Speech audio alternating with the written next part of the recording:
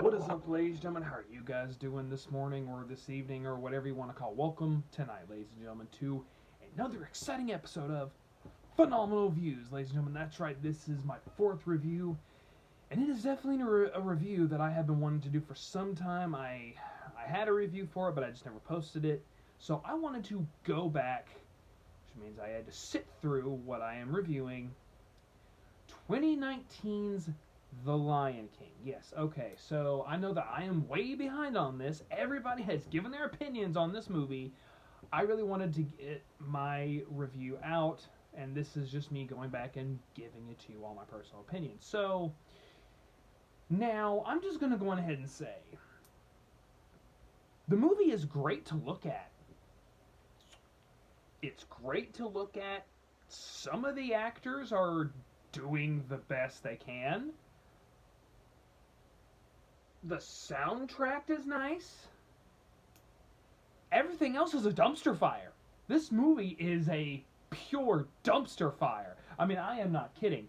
When I went and sat in the theater and watched this, like, as soon as, like, the song starts playing, like, the beginning from the original, we'll get into that later. Like, I'm seeing everything, I'm like, wow, this looks great. Everything looks amazing. The CGI is beautiful, and, like, it's just a masterpiece to look at. Then I see the animals. I was like, okay, all right. And then the animals started talking, and as soon as that happened, I was like, oh, this is going to hurt. This is going to hurt, and I was right. And guess what, ladies and gentlemen? It hurt a second time watching this dumpster fire. Good gosh, this movie hurts. And I'm just going to go on ahead and also say this. I have great respect for James Earl Jones. Love James Earl Jones as an actor with the great voice of Darth Vader, the voice of Mufasa. Now, I understand what they were trying to do by recasting James Earl Jones and having him reprise his role. I understand the idea. They're wanting to, if we get James Earl Jones, we'll bring back one of the original actors. And that's also a dog sleeping, just in case you are wondering what that noise is, if you heard anything. Let's get James Earl... Okay. But with James Earl Jones, you're trying to appeal to the original demographic. You're trying to, bring the people who were kids when they watched it back into the movie. They're like, oh, this is going to be great. We can have our kids witness this, And you can tell James Earl Jones doesn't care.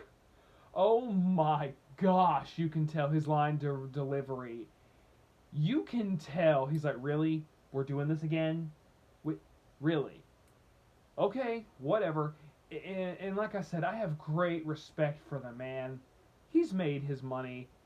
He clearly loves what he does, but you can tell with this, he's just like, okay, whatever.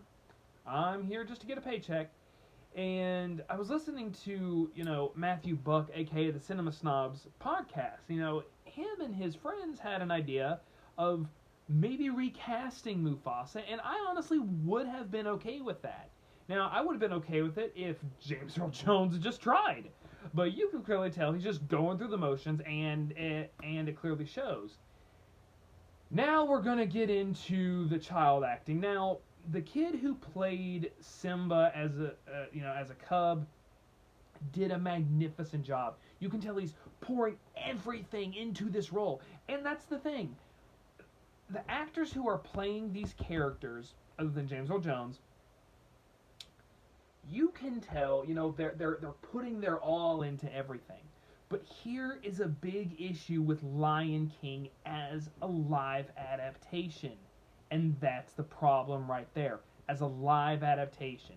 Because the fact of the matter is, what works with Lion King is, not only do you hear the emotion coming out of the animals' mouths, but with animation, you can see it on their faces. You can see what they're going through, not just like, just not from how they're talking, but you can see through their eyes, through their facial expressions. That's the thing. Not everything has to be a live adaptation, and there are honestly just things that don't work as a live adaptation. Now, I loved The Jungle Book.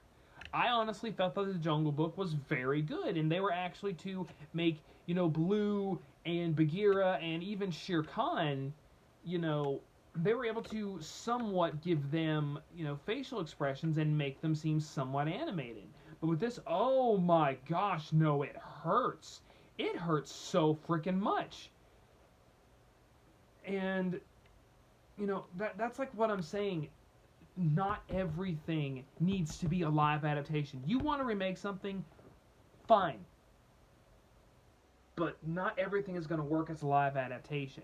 And from someone that I used to know, they have apparently said that in Walt Disney's will or contract or something, that these movies are going to be remade every couple decades, so that the people who experienced them before, their kids can experience it. Just keep bringing back what was a good hit and experiencing it and showing it to other people. Now, I have great respect for that. You have a masterpiece like Lion King, and you want other people of all ages to see it.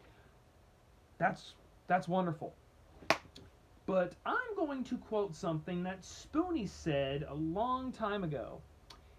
If the theaters want to make a buttload of money, two options. Re-release the original trilogy of Star Wars uncut, just in its purest form. The whole world would make probably $1 billion like in a couple hours.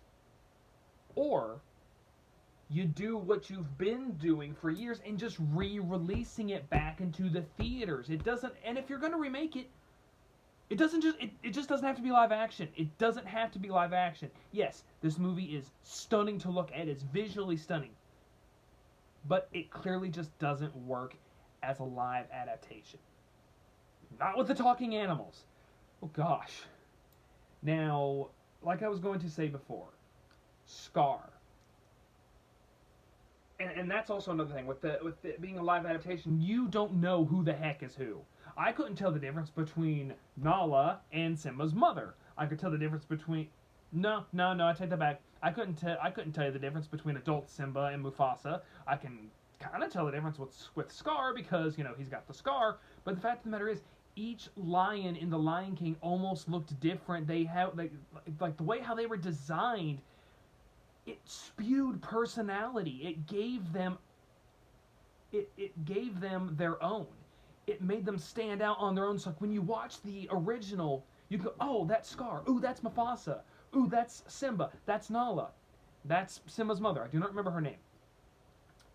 Now, I will say I liked Seth Rogen as Pumbaa. I thought that was perfect casting. And I kind of liked the hyenas, but they're kind of wacky to where you could make them work in live action, kind of.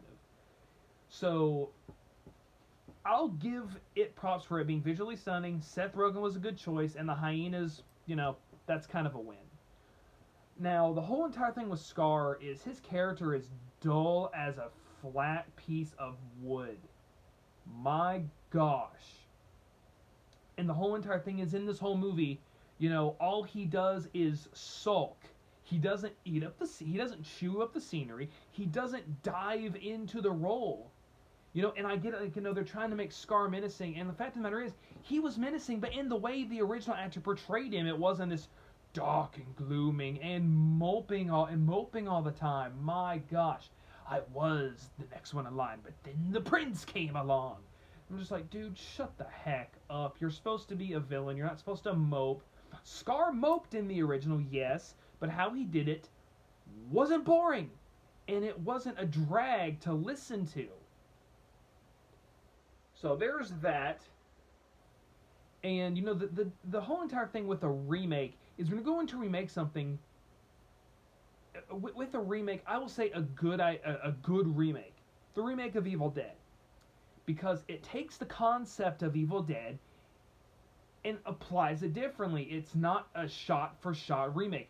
This, along with Beauty and the Beast, is a shot-for-shot remake. Nothing new, nothing original. It's just all, here's the original movie. Let's just make a live action. we'll make a buttload of money, and that's honestly all it is. It's honestly just about it's honestly just all for money. It was like, hey, you want to make about $1 billion?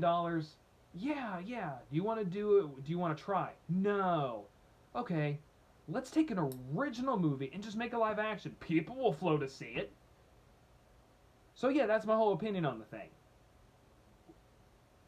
And another thing that I will say, there was a line in this movie where you have the final the final battle, and you have the main hyena, the chick one, and Nala's and the hyena's like, I've been waiting for this for a long time, and she's like, me too, and I'm not a cub anymore. I'm just like, okay, I feel like that would have been something more built up for Simba's mother to have an arc with, and not Nala. Now, I'm all for, giving women empowerment and, giving them something to do, making them a character in their own. I'm totally fine with that. But it helps when it's consistent. I mean, yeah, like, we get some stuff with Nala, we get some original scenes. We get a couple original scenes, where Nala's going out to find Simba. In the original, she just shows up, whereas with this, we get time to spend with Nala, and she sneaks away from Pride Rock, and she goes and she finds Simba. That was great. And you know what's another thing that's not consistent? The song In the Air Tonight, I think that's or Can You Feel the Love Tonight? You know what was so great about that song and what made it fit with the original? It was at night. That's what made it work, and even in the song, Can You Feel the Love Tonight? Yes, I can. But it also helps when the song matches the time of day. So I don't know if they just didn't care anymore, and they're just like, oh, we got to have this, whatever. And so that's another thing that's not consistent. This movie is full of inconsistencies. And then the whole entire thing of them trying to recreate the scene with Simba talking to Mufasa's spirit. Whereas you had, I don't understand why they couldn't have recreated that and maybe made it look a little bit better instead of just the clouds taking in the shape of Mufasa's face, when in the cartoon, of course, though, probably you can do a whole lot more in animation than you can in live action, you actually had Mufasa, yes, he was in the clouds, but it was in the shape of his whole entire being, I think. Don't quote me on that. I may have to go back and watch the original. But this movie was such a dumpster fire. Such a dumpster fire. And I can personally say, after watching it a second time and getting this review, I am never watching this movie again. Actually, let me rephrase that. I will watch this movie again. I will watch the original again. I will buy it on Blu-ray, and I will watch the original in its animated glory. Guys, put in the comments below, what did you think about Lion King? I really want to know, because this just baffles me on how much of a dumpster fire this is. Have a good night, guys, and I hope that you all get some sleep and enjoy the rest of your weekend. I'll see you guys next time on another episode of Phenomenal Views. This movie gets a D, by the way. A D. Have a good day.